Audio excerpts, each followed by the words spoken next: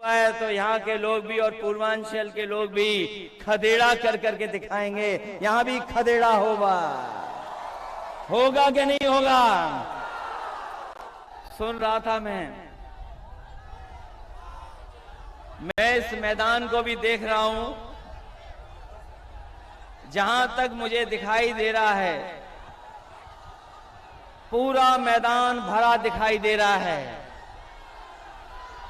पूरा मैदान भरा है। पीछे तक लोग हमें दिखाई दे रहे हैं। केवल ये महापंचायत नहीं चल रही है, जरा मुड़ करके देखो दाईं तरफ, दाईं तरफ एक दूसरी महापंचायत है। बाईं तरफ देख लीजिए, अभी पीछे दिखाई दे रहा है, पीछे। और जो हम टेंट के नीचे देखें अगर, तो मैं देख रहा हूं कि अभी भी लोग खेतों से चल करके आ रहे हैं। जो सड़क हल्दर मैदान को जोड़ रही है, सब तरफ लोग ही लोग दिखाई दे रहे हैं। ये पीला रंग सुहेलदेव भारतीय समाज पार्टी का है। ये पीला रंग पीला ही पीला दिखाई दे रहा हमें। देखिए इधर, और लाल टोपी भी सर में है।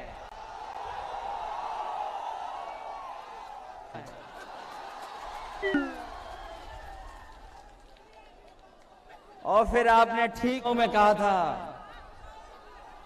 मैंने लखनऊ में कहा कि जिस दरवाजे से भारतीय जनता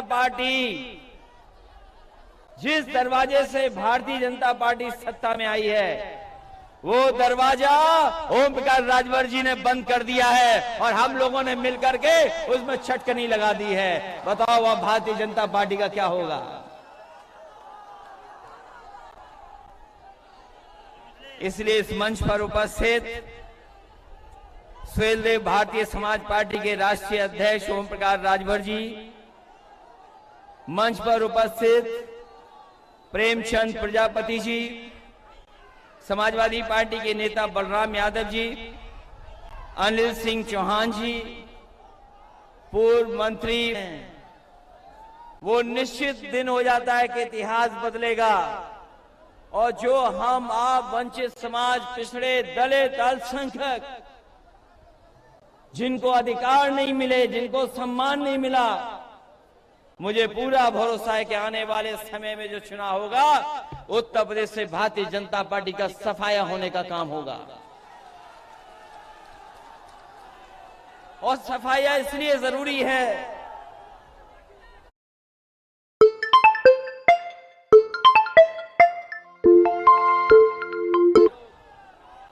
और अपने लोग और तमाम महापुरुष जिन्होंने हमें आपको पीढ़ी दर पीढ़ी जगाने का काम किया है, उन सबके सिद्धांतों पे हम लोग चलने वाले लोग हैं।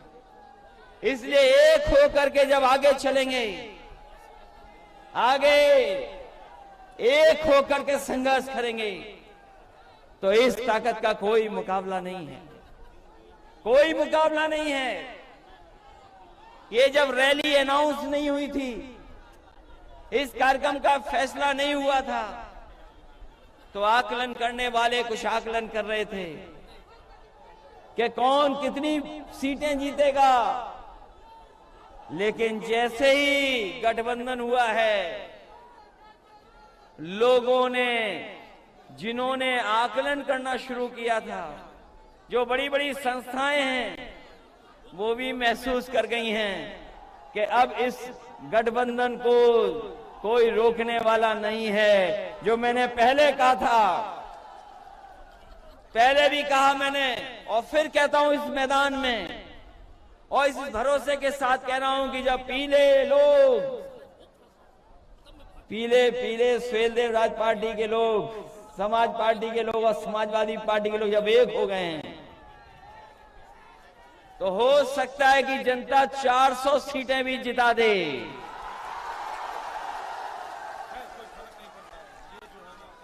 जो ज्यादा बोलते थे, जो लोग ज्यादा बोलते थे वो अपना गिनती नहीं ठीक कर पा रहे हैं। जो ज्यादा बोलते थे बताओ वो क्या गिनती करेंगे। इसलिए ये आपका भविष्य बनाने का चुनाव है, आपके भविष्य का चुनाव है। जो खोया हुआ सम्मान, उस सम्मान को पाने का चुनाव है।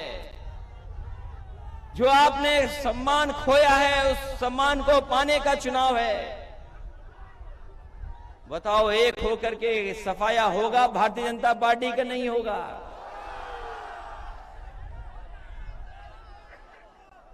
जब गठबंधन हुआ होगा, आपके नेता तो भारतीय जनता पार्टी के साथ भी रहे हैं। बताओ न जाने कितने सपने दिखाए भारतीय जनता पार्टी ने, क्या क्या सपने दिखाए भारतीय जनता पार्टी ने, न जाने क्या षड्यंत्र किए, कितना झूठ बोला। बताओ झूठ बोलने वाली पार्टी कौन सी है? झूठ बोलने वाली पार्टी कौन सी है? क्या झूठ बोलने वालों की कोई साजिश अब दलित पिछड़े लोगों के बीच में चलने वाली नहीं है। कोई साजिश चलने वाली नहीं है। आज जब हालात देखते हैं उत्तर प्रदेश के, जब हालात देखते हैं उत्तर प्रदेश के, तो बताओ कहां पहुंच गया उत्तर प्रदेश? कहां पहुंच गया? अभी मैं सुन रहा था, कुछ कह रहे थे कि कुछ, लेकिन बताओ धुएं पर पाबंदी कब लगेगी?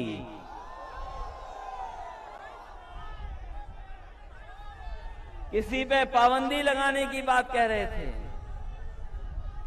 लेकिन धुआं भी है उस पर भी पाबंदी लगनी है। जो धुएं में रहते हैं वो बताओ क्या समझेंगे गरीबी को? क्या सपना दिखाया कि चप्पल पहनने वाला हवाई जहाज में चलेगा?